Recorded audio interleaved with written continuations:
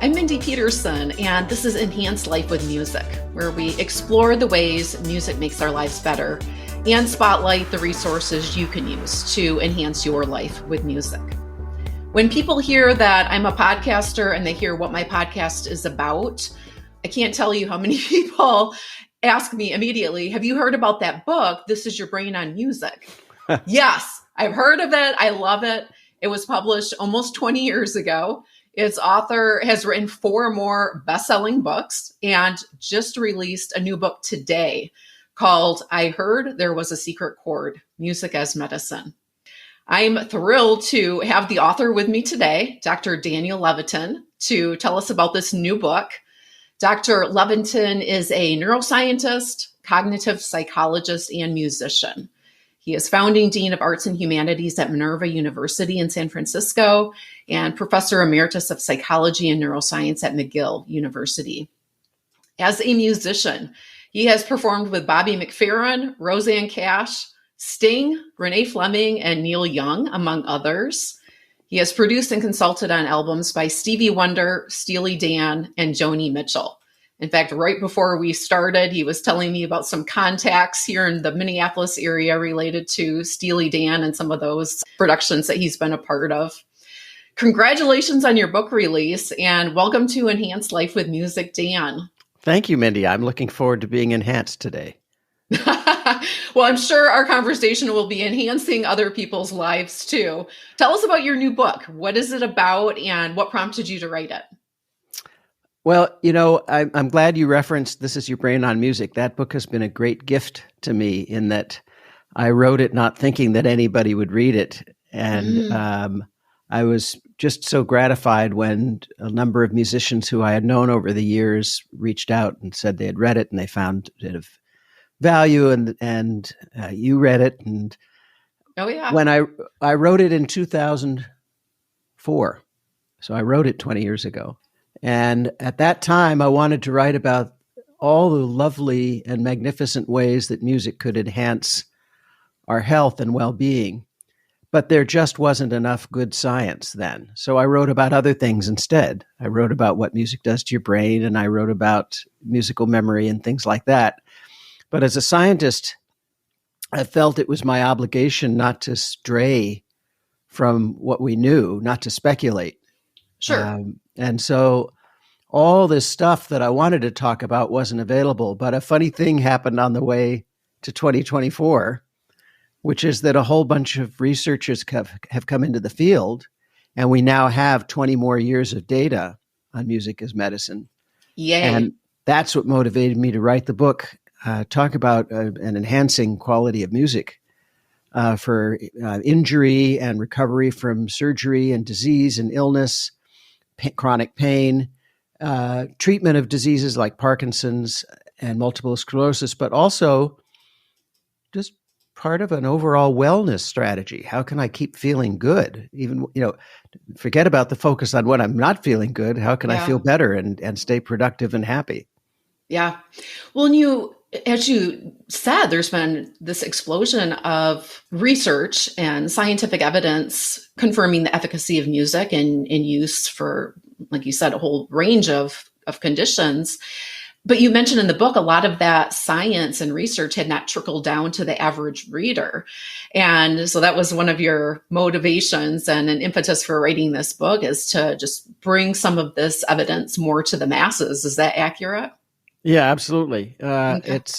It's all stuck in all these findings I'm talking about are stuck in dusty journals and libraries, and nobody reads them. So Sure. I always felt, Mindy, that science belonged to all of us, that it's a public trust, and that we scientists have an obligation to share what we know. And some of us do it and some of us don't, but I think all scientists should. It shouldn't just be the province of somebody who makes their way to the corner of a university library or the National Archives. Well, I appreciate that. And I feel the same way about musicians. I feel that we all are called to be advocates for music and the benefits of music. And some of the reasons that you started this or wrote this book are some of the reasons I started this podcast. Is I would see all these little nuggets in the news about music's power, like helping Gabby Giffords relearn how to speak again after her shooting that she survived. And that story of her shooting was so big in the news back, 11 or more years ago when that happened. What wasn't huge in the news was that music therapy is what helped her relearn how to speak. That was kind of buried in one of those articles. And I remember seeing that sentence and being like, hey, wait a minute, like this is really huge. Do people realize the power of music? And I feel like as musicians, we get it and we just assume other people do too because of that curse of knowledge. and they don't. I feel that's our responsibility as musicians to educate people and help them understand the power that music has, both as a public service, because I really do feel it makes lives better, and as job security for musicians and music educators. People need to know the value that music brings to our shared human existence. What instruments do you play?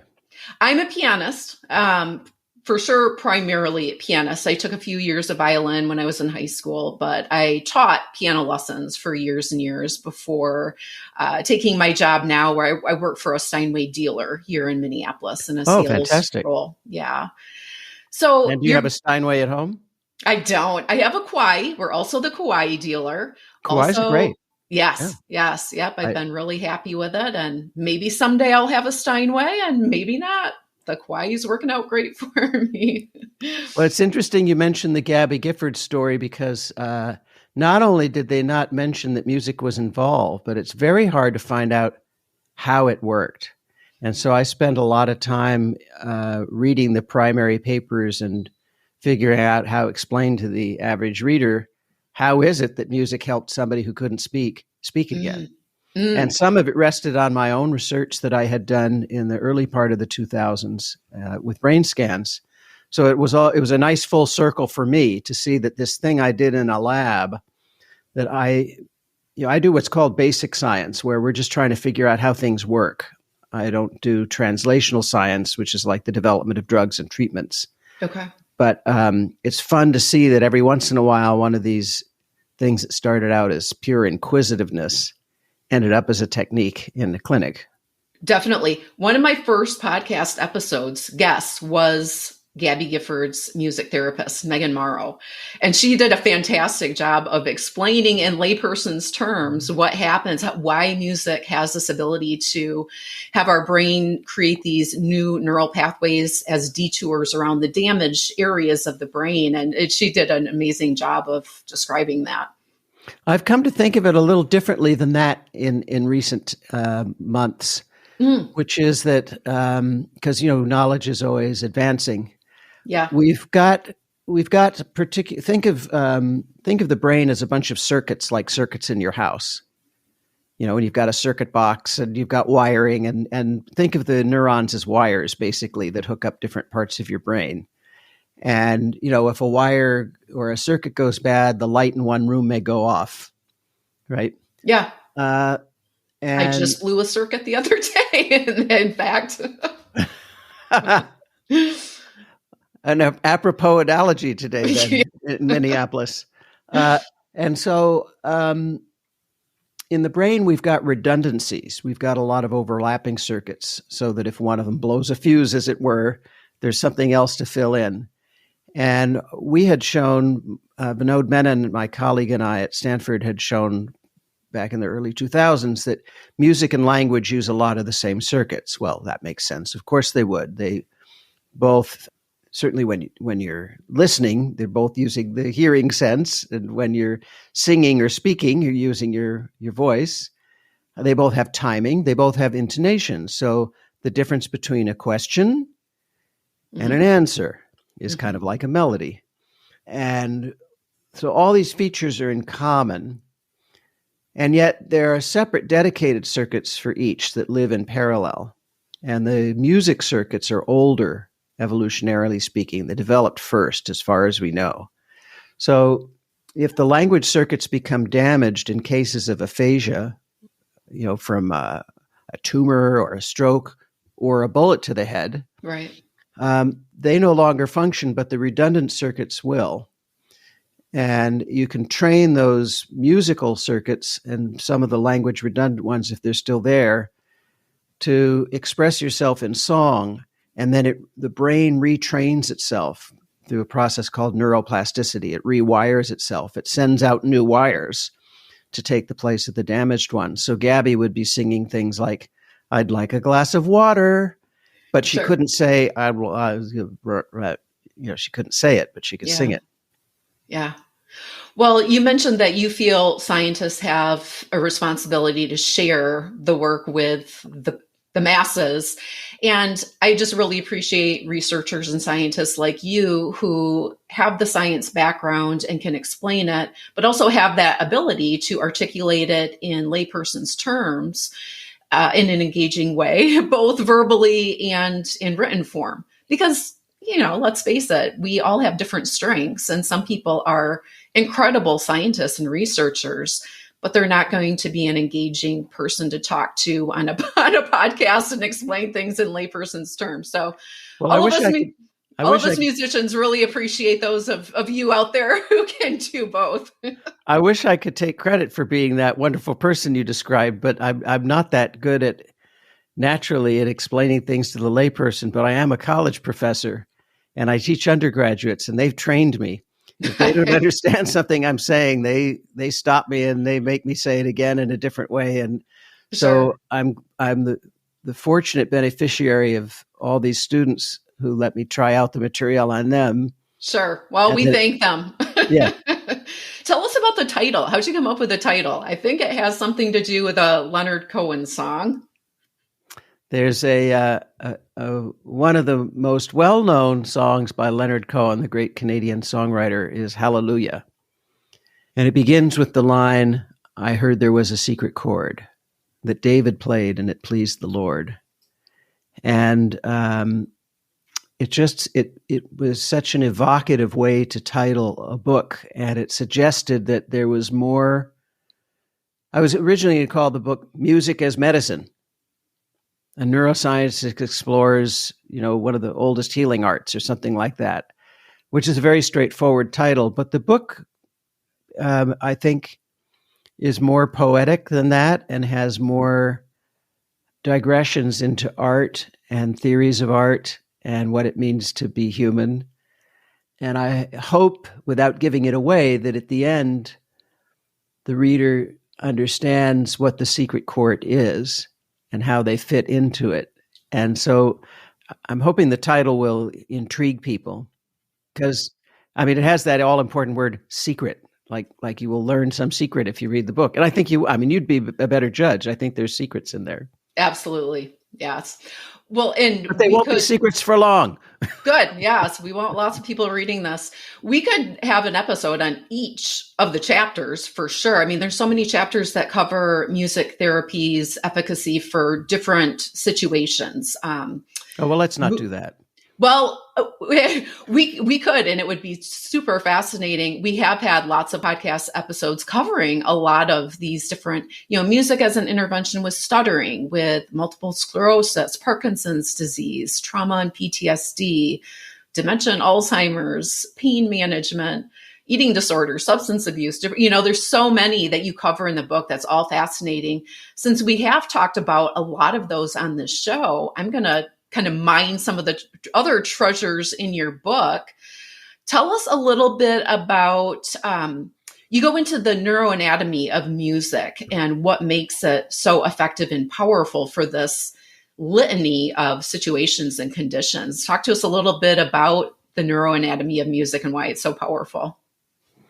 Well, so by neuroanatomy, what we're basically talking about is which parts of the brain, which anatomical parts of the brain are activated by music. And it's complicated because music isn't, to begin with, I'm going to sound kind of professorial here, but let's define our terms. Music is not one thing. It's thousands of different things. It's drum circles, it's Tuvan throat singing, it's Gregorian chants, it's Nine Inch Nails, and it's Taylor Swift, and it's Miles Davis, and it's the acid jazz of Sun Ra and his orchestra, and it's bluegrass. And so when we talk about music, what are we talking about? And are we talking about the rhythm or the precise pitches? Are the frequencies? Are there magical frequencies that yield certain effects? Are we talking about melodies, harmony, the vocal timbre, the instrumentation? So you can imagine how complicated this is. And the short version of it is that by music, I'm considering anything that anybody intends as music. I'm not going to start saying, oh, I don't think that's music. That just sounds like noise to me, which is what my parents said about the Beatles and the Carpenters. And we did a survey recently where we asked people what genres they listened to when they had a transcendent experience of music. And I define transcendent as something that takes you outside of yourself and puts you in touch with a larger power, or makes you feel part of a larger social collective, or gives you spiritual thoughts, any of the above. And I think my colleagues expected, oh, well, it's going to be Mozart and Bach and maybe John Coltrane. But 17% of listeners said they had those experiences listening to hip hop. Oh, interesting. Hip hop is the dominant music form and has been for 40 years. And that's what I'm told. yeah, for people my age and younger people like you, it may not seem that, but for the younger people than either of us, it certainly is. And so who am I to say what music is? That's not my job. Rhythm is processed in different parts of the brain than melody, and instruments are processed at a different part than that. And it all comes together in a really extraordinary way in which we can simultaneously, we can choose whether to listen to the collective, just let the music wash over us, or, as you know, as a musician, we can choose to listen to just one instrument. You can listen to a symphony orchestra and pick out just the violins or just the French horns, or not. And part of music's power is that it's so multidimensional and there's so much complexity to it that it allows us to, if we're lucky, never tire of it. It remains engaging, and we can engage with it at an infinite range of levels, Mindy. So I can put it on in the background at a party and it becomes sonic wallpaper, or I can sit in a darkened room with headphones and just listen intently and let my mind wander, or anything in between. The healing power of music comes from this multifaceted nature of it, and the fact that it triggers a lot of different neurochemical systems and a lot of different brain activity that together help to fight off infections and boost the immune system and mood and relieve pain and all these other things. If you're a regular listener of this show, you know that my favorite energy bar is Jam Bar. One thing I love about Jam Bar is that the 4 original flavors are separate and distinct. Unlike some bars whose different flavors seem to all taste the same, there is no flavor fatigue with Jam Bar. This was especially helpful when we moved recently and we're eating them even more than usual. I love all the flavors, so it took a while for me to settle on my favorite. Just as I decided musical mango was my favorite, Jam Bar came out with a 5th flavor, Tropical Trio. This bar is like taking your taste buds on an exotic island escape, and it's definitely right up there with musical mango as my new favorite. These certified organic whole food bars are non-GMO and gluten-free and include vegan, dairy-free options. Support your active life and your taste buds with Jam Bars. Available at Amazon, select retailers, and jambar.com. This is a quick break to tell you about Sonics, the service that I use to transcribe these episodes. Sonics is an artificial intelligence transcription service that automatically converts audio and video files to text, and it can translate to over 40 languages. I transcribe these episodes to make them more accessible. I tried multiple services and chose to stick with Sonics because of their accuracy, affordability, and because their site is just so easy to use. It's a big plus for me to not need to spend a bunch of time figuring out one more platform. While I love podcasts, I do tend to be a very visual learner. I figure other people probably are too, and having that written form of your work just makes it more versatile. Sonic's transcripts make the most of your hard work and can increase traffic to your site. Sonics is spelled Sonix. You can check them out with a free trial plus an extra 100 minutes of free transcription by using the link sonix.ai/invite/enhanced-life100. There's a link in the show notes. Again, it's spelled Sonix, and that link is sonix.ai/invite/enhanced-life100 for a free trial and an extra 100 minutes of free transcription.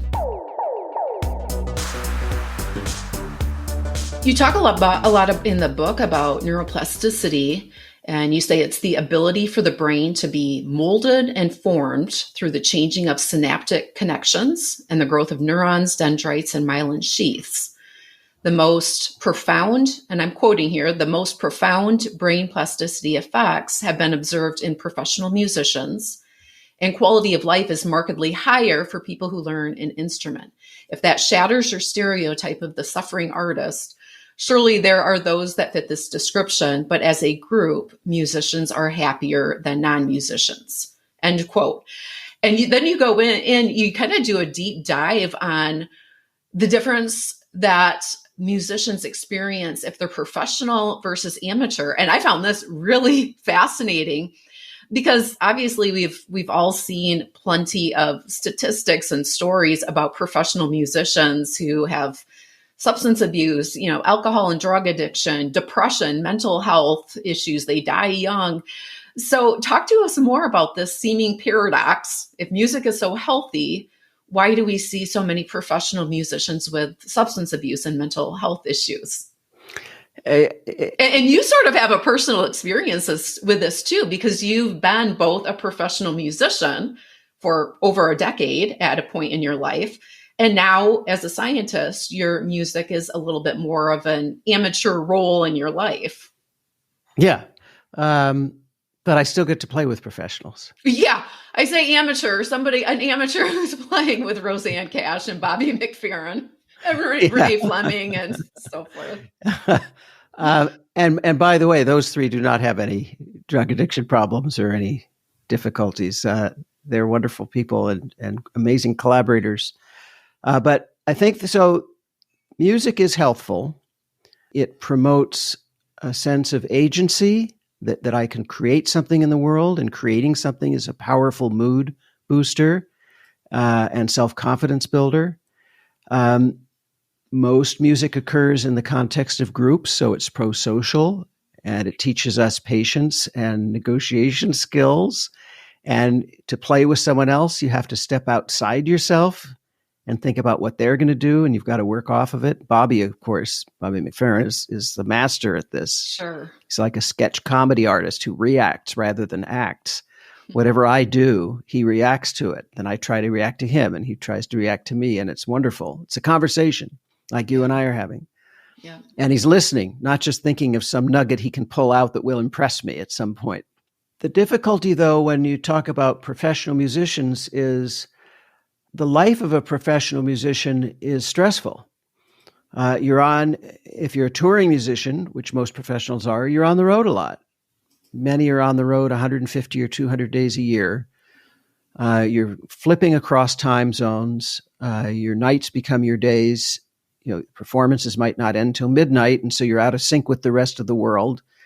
Meal times get kind of screwed up if you're sleeping until noon, because you didn't get to sleep till 4. Mm-hmm. The pressures of playing, of trying to work your way up through clubs and concert halls where the concert hall owners and the club owners don't always treat you well. Sometimes they don't pay you. You've got all this equipment you're carting around. You're worried about whether your next song is going to be good enough or whether you're going to be thought of as a has-been. And all those pressures would apply to any job. They're not unique to music, but any job that required constant travel, constant reevaluating yourself. I would I would say it certainly applies to touring actors, but it probably applies to traveling salespeople and to people who are climbing the corporate ladder and having to travel a lot for their jobs. And, all those things it's not the fault of music. It's the fault of the music business. That's a perfect distinction to make. Yeah. Yep. And if someone is a professional musician, any failure that they experience is often pretty public. That's right. And That's any right. kind of criticism. Yeah, any kind of criticism of their performance or work is often published in the news. And so it tends to be, and any creative, I would say, is more susceptible to having their identity and self-worth wrapped up a little bit more in their creation than typical jobs or other vocations. So that can all be pretty stressful for professional musicians who aren't just doing this as amateurs or as a hobby. There are professional musicians, many professional musicians who have worked it out.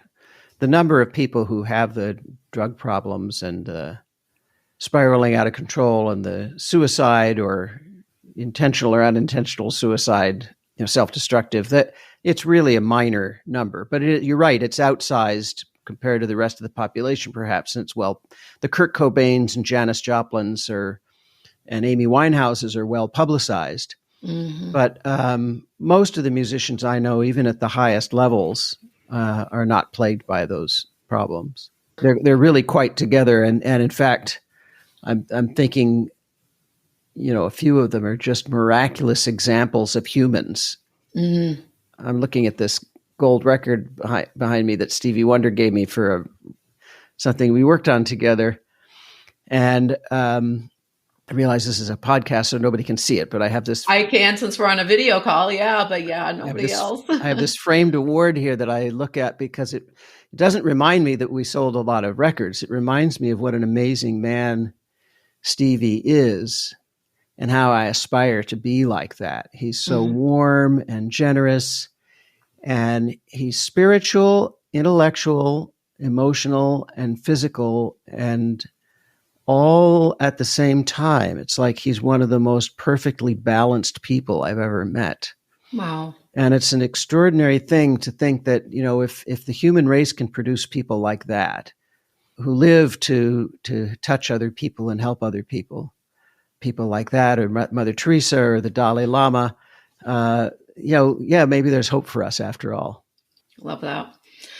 You talk in the book about prevention and the brain benefits of music training later in life.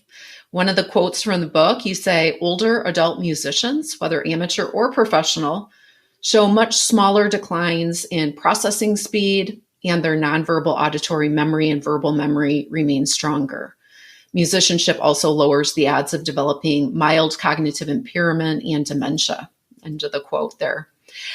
So if somebody's listening to this and thinking, well, I kind of missed the boat here because I'm halfway through my life, I'm maybe in the last quarter of my life, as my dad tends to say, how late is too late? How much music training is needed before brain benefits show up, and how long do the benefits last? So this comes out of my previous book, Successful Aging, a lot of the research, and it's recast here with some new research sprinkled on top. And the short answer is it's never too late. What you're trying to do is build up cognitive reserve. And think of this in terms of athletes. Let's take a weightlifter who can maybe bench press 500 pounds. There are people who can do that. I can't do that. But even on a bad day with a cold and a sprained arm, somebody who could bench press 500 pounds can probably bench press 200 pounds. I can't do 200 pounds on my best day. They've got physical muscular reserve, right? And so the equivalent is cognitive reserve. Build up as many skills as you can, particularly skills that involve the motor system and some sort of feedback between your body and brain. And then as the inevitable slowing of aging occurs, and the not inevitable but possible effects of dementia and Alzheimer's could set in, the reserve means that the symptoms of the brain decline may not show up for years or decades later. You can mask Alzheimer's with cognitive reserve. And right now, since we don't have a cure for Alzheimer's, the best you could do is hope that it doesn't show up until much later.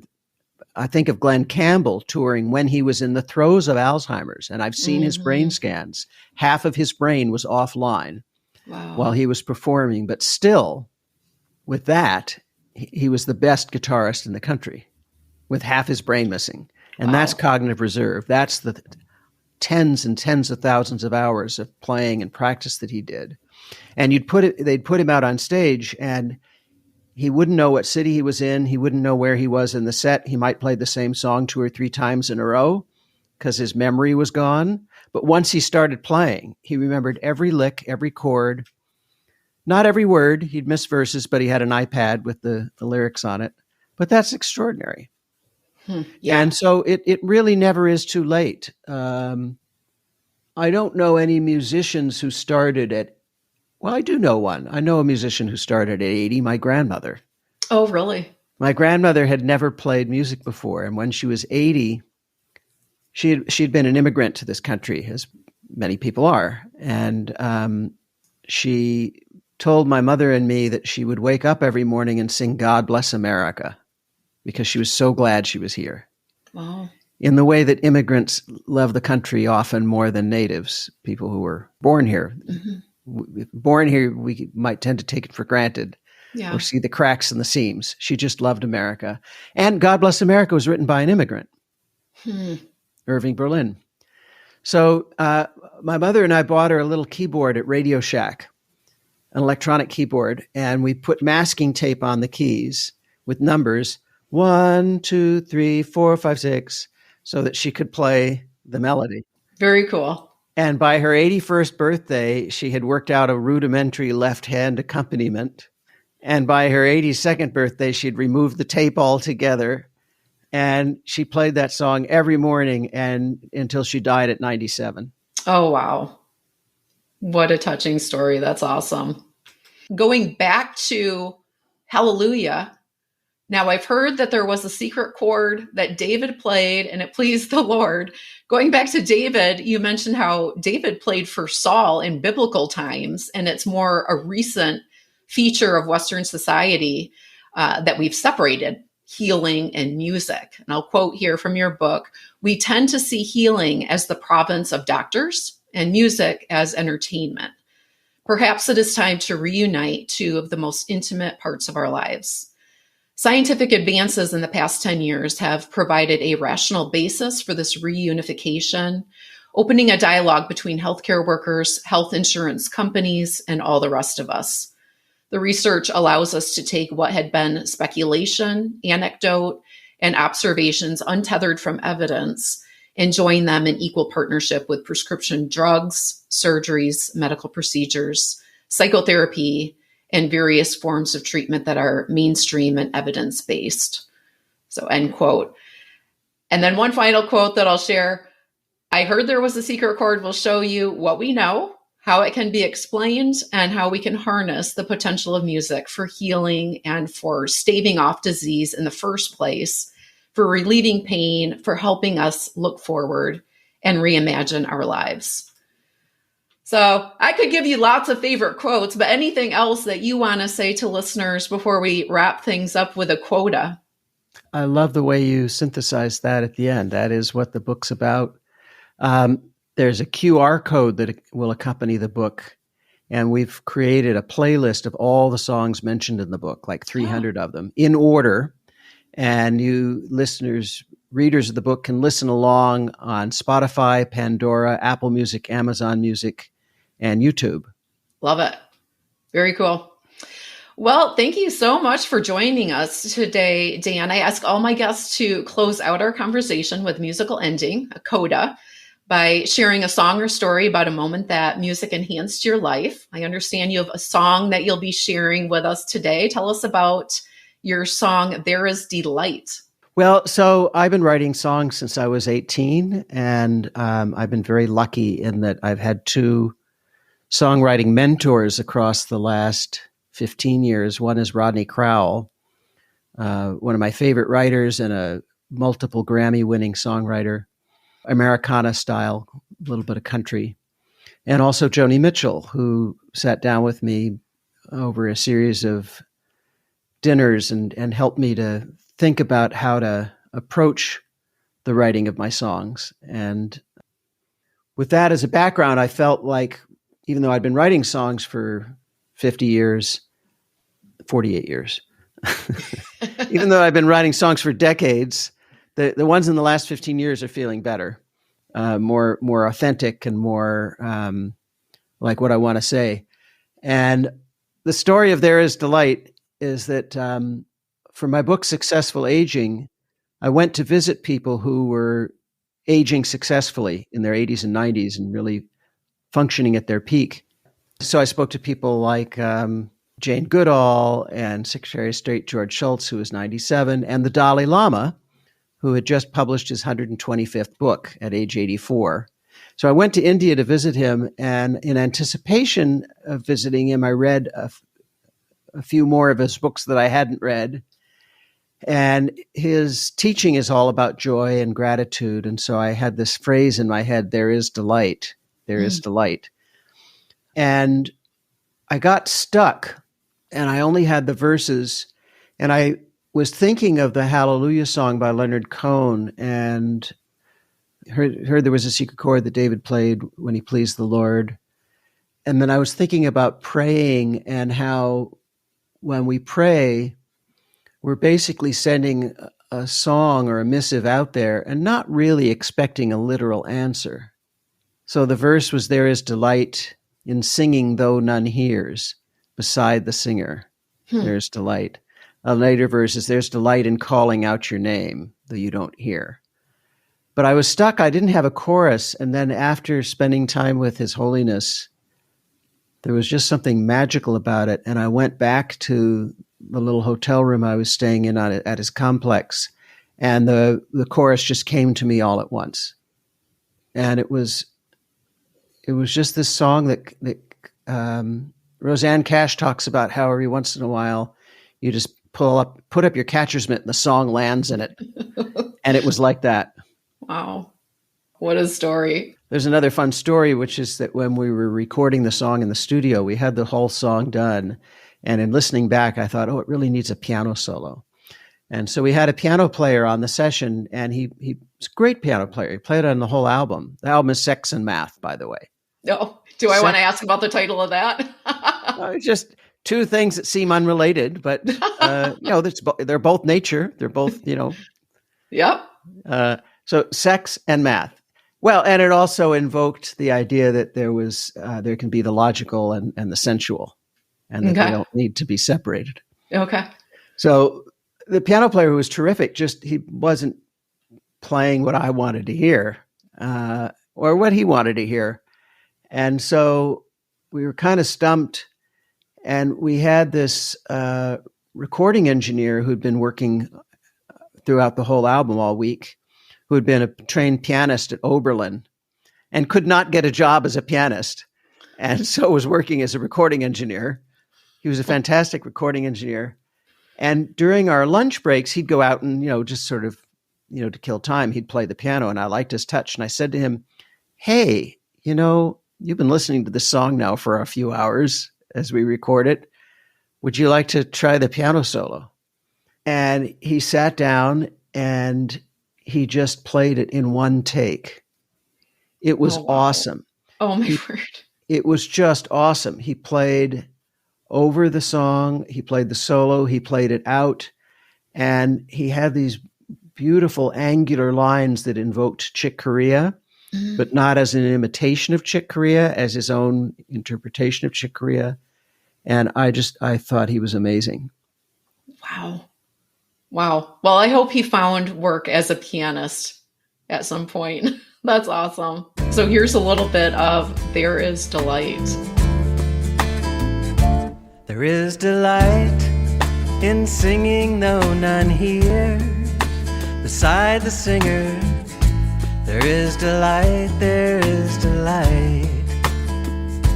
There is delight in praising, though the praiser sits alone, and though the praised far off from him, there is delight. All that came before us is just light, and so despite the pleas and pleasantries, we claim the night. Warmer climes give brighter plumage, stronger winds that breeze of alpine heights. You spread your wings and find what's right. The siren sings, the ship's at sea, though none hear. And that is a little bit of Dr. Levitin's There Is Delight. You can listen to the full song, including that piano solo, with the YouTube video in the show notes. Thank you so much to Dr. Levitin for his research and for translating and disseminating to us lay people the many compelling studies on music's healing power. There's a link to his book, I Heard There Was a Secret Chord, in the show notes, as well as links to his other books, including This Is Your Brain on Music.